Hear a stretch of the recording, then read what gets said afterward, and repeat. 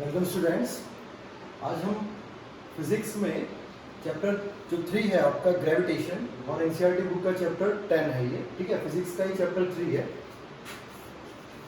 ठीक है। इसको डिस्कस करना स्टार्ट करते हैं आज से। तो सबसे पहले आपको पता होना चाहिए ग्रेविटेशन होता क्या है, ठीक है। ग्रेविटेशन होता क्या है। अच्छा, ग्रेविटेशन को पढ़ने से पहले आपको जो लास्ट चैप्टर है, जो लास्ट 2 चैप्टर्स हैं, motions and force and laws of motion, 2 जो चैप्टर्स थे उसमें आपने पढ़ा है फोर्स। फोर्स क्या होता है? पुश एंड पुल, ठीक है। पुश और पुल, किसी ऑब्जेक्ट को आप पुश कर रहे हो या फिर अपनी तरफ खींच रहे हो, वो क्या कहलाता है? फोर्स कहलाता है, ठीक है। फिर आपने वहां पे न्यूटन्स के कितने लॉ पढ़े? न्यूटन्स के first law, second and 3 law पढ़े, ठीक है। फर्स्ट लॉ आपको बताना था, लॉ ऑफ इनर्शिया। सेकंड लॉ से आपको पता लगा force F is equal to ma, ठीक है। एंड थर्ड लॉ से आपको क्या पता लगा? To every action there an equal and opposite reaction. किसी ऑब्जेक्ट पर आप जितना फोर्स लगाएंगे वो ऑब्जेक्ट क्या करेगा? उतना ही फोर्स लगाता है, ठीक है। तो इन्हीं सब की हेल्प से आपका जो नया टर्म आया ग्रेविटेशन, ठीक है। ग्रेविटेशन होता क्या है कि ये force existing between 2 object, means 2 object के बीच में जो फोर्स एग्जिस्ट करेगा उसको क्या बोलते हैं? ग्रेविटेशन, ठीक है। फोर्स एग्जिस्ट बिटवीन 2 ऑब्जेक्ट और हैविंग मास। अब जो 2 ऑब्जेक्ट हैं, 2 ऑब्जेक्ट में क्या होगा? कुछ ना कुछ मास होगा, ठीक है। यहां से आपको पता है F is equal to ma, return पता है आपको? फोर्स, मास, एक्सेलरेशन एंड वो m4 mass and acceleration. Acceleration क्या होता है आपका? चेंज इन वेलोसिटी या फिर rate of change in velocity या फिर change in velocity per unit time, ठीक है। तो ये ग्रेविटेशन था, ठीक है। यहाँ से एक और टर्म आता है आपके पास, एक जनरल इंट्रोडक्शन में आपको दे रहा हूँ। यहाँ से एक टर्म आता है आपके पास ग्रेविटी, ठीक है। ग्रेविटी क्या होता है? तो ग्रेविटी होता है आपका फोर्स ऑफ अट्रैक्शन, ठीक है। फोर्स ऑफ अट्रैक्शन जो एक्सर्ट, कौन एक्सर्ट करेगा? Exert by earth on other objects, ठीक है। जो फोर्स क्या करेगा? फोर्स ऑफ अट्रैक्शन, एक अट्रैक्शन फोर्स लगेगा, जैसे चौक है, ठीक है। नीचे अर्थ सरफेस है, अर्थ सरफेस से अब देखो इस पे एक फोर्स लगेगा जिसके कारण ये क्या होगा? नीचे आएगा। इसी को आप क्या बोलते हैं? अट्रैक्शन बोलते हैं, ठीक है। या फिर क्या बोलोगे आप इसको? अर्थ पुल्स अदर ऑब्जेक्ट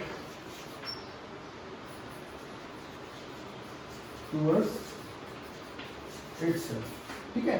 अर्थ क्या करेगी? बाकी ऑब्जेक्ट्स को अपनी तरफ खींचेगी, उसको क्या बोलते हैं? ग्रेविटी। इतना आप समझ गए, ठीक है।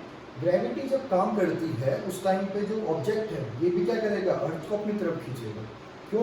क्योंकि जो 2 मास के बीच में हमेशा एक फोर्स लगता है, ठीक है।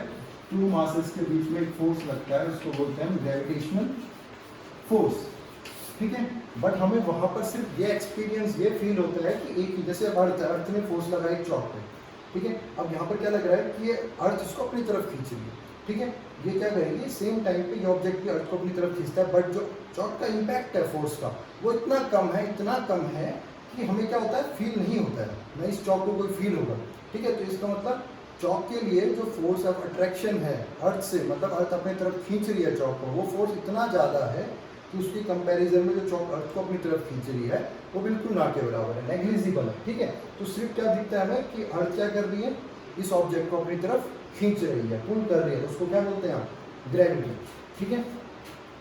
अब वो किस स्पीड से अपनी तरफ खींचती है, किस एक्सेलरेशन से अपनी तरफ खींचती है? तो वैल्यू है जी से, आप उसको डिनोट करते हैं 9.8 मीटर पर सेकेंड स्क्वायर, जिसको आप बोलते हैं एक्सेलरेशन ड्यू टू ग्रेविटी, ठीक है। ये काफी टर्म्स आ गए आपके यहाँ पर, ठीक है। अब यहाँ पर आपके पास एक और टर्म आता है सेंट्रीपिटल फोर्स, ठीक है। सेंट्रीपिटल फोर्स क्या होता है? ये सेंट्रीपिटल नहीं, सेंटर, जो फोर्स क्या करेगा? सेंटर की तरफ काम करता है। ऐसा लिख देंगे यहाँ पर, force acts toward the centre. जो फोर्स सेंटर की तरफ काम करेगा उसको बोलते हैं सेंट्रीपिटल फोर्स। अभी किस तरीके से होता है, जैसा आपने देखा होगा जो मून है ये आपने कर लिया अर्थ, ठीक है। अब ये मून क्या कर रहा है, इसके चारों तरफ घूम रहा है, बिल्कुल घूम रहा है। तो जब ये घूम रहा है इस तरह से, ठीक है, ये क्या करेगा, इस तरह से इसके चारों तरफ घूमेगा, ठीक है। अब यहाँ से जब घूम रहा है v वेलोसिटी से, ठीक है, v वेलोसिटी से इसकी स्पीड है, इसकी मास ऑफ जो वेलोसिटी है किसकी, मून की, v वेलोसिटी से चल रहा है, बट ये बाहर क्यों नहीं निकल रहा है, क्योंकि सेम टाइम पर इस पे एक फोर्स लग रहा है टूवर्ड्स द सेंटर। उस फोर्स को बोलते हैं आप सेंट्रीपिटल फोर्स, ठीक है। उसको वैल्यू होती है omega is equal to mv square upon r, ठीक है। यहाँ पे लिख देना centripetal force mv square by r, ठीक है।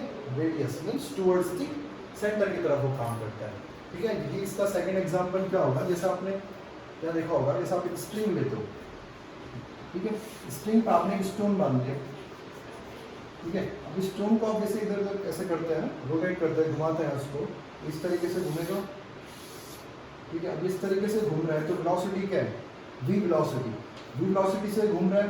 अब ये स्टोन क्या करेगा, जब इसको चारों तरफ घुमा रहा है तो ये बाहर नहीं निकल रहा है, क्यों, एक फोर्स, अट्रैक्शन फोर्स कहाँ लगेगा, सेंटर की तरफ। इसी अट्रैक्शन फोर्स को क्या बोलते हैं, सेंटर की तरफ लगता है, सेंट्रीपिटल फोर्स, ठीक है। तो यहाँ पे काफी टर्म्स आपके क्लियर है, centripetal force, centripetal force mv square by r, velocity v से चल रहा है, कहाँ की तरफ काम करता है, सेंटर की तरफ काम करता है। ग्रेविटेशन क्या होता है, तो force exist between two object, दो ऑब्जेक्ट मींस टू मास के बीच में जो फोर्स एग्जिस्ट करता है उसको बोलते हैं ग्रेविटेशन।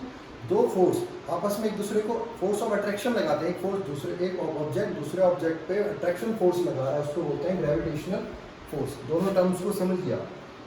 दो मास के बीच में जो फोर्स एग्जिस्ट कर रहा है ग्रेविटेशन, ठीक है, दो ऑब्जेक्ट एक दूसरे को अपनी तरफ फोर्स ऑफ अट्रैक्शन लगा रहे हैं, gravitational force.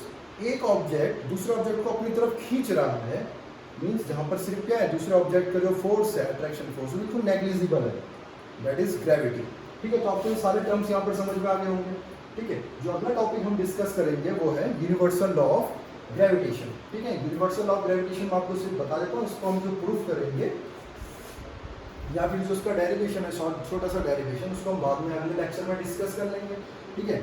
Universal law of gravitation क्या है आपका, universal law of gravitation, universal law of gravitation क्या कहता है, every object in the universe, पूरे यूनिवर्स में एवरी ऑब्जेक्ट, हर ऑब्जेक्ट दूसरे ऑब्जेक्ट में फोर्स लगा रहा है, ठीक है। मींस ये ऑब्जेक्ट है और ये दो ऑब्जेक्ट, ठीक है, ये मास m1, ये m2, ये दोनों ऑब्जेक्ट एक दूसरे पे फोर्स लगा रहे हैं, ठीक है।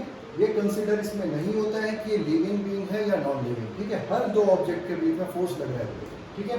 ग्रेविटेशनल फोर्स दो ऑब्जेक्ट के बीच में लगता है, पहली बात। ये फोर्स कैसा फोर्स होता है, अट्रैक्शन फोर्स होता है, ठीक है। फोर्स कैसा फोर्स है, attraction force, means m1 m2 पे क्या लगाएगा, अट्रैक्शन, m1 भी m2 पे अट्रैक्शन फोर्स लगाएगा, m2 भी m1 पे क्या लगाएगा, अट्रैक्शन फोर्स लगाएगा, उसी को क्या बोलते हैं, attraction force means universal law of gravitation, ठीक है। इतना आप समझ गए होंगे, ठीक है। अब इसमें जो नया टर्म आता है कि जैसे फोर्स m1 ने लगाया m2 पे, m2 ने लगाया m1 पे, तो इस पे एक और चीज जो रिस्पॉन्सिबल होती है वो होती है डिस्टेंस बिटवीन टू ऑब्जेक्ट, ठीक है। दो ऑब्जेक्ट के बीच में जो डिस्टेंस होती है, ठीक है। तो अब जो नया लेक्चर होगा उसमें हम इसको यूनिवर्सल लॉ ऑफ ग्रेविटेशन को डिस्कस कर लेंगे, वहाँ पर कि क्या क्या टॉपिक्स के अंदर होते हैं, क्या क्या चीज़ फैक्टर्स इसके लिए रिस्पॉन्सिबल होते हैं। Thank you.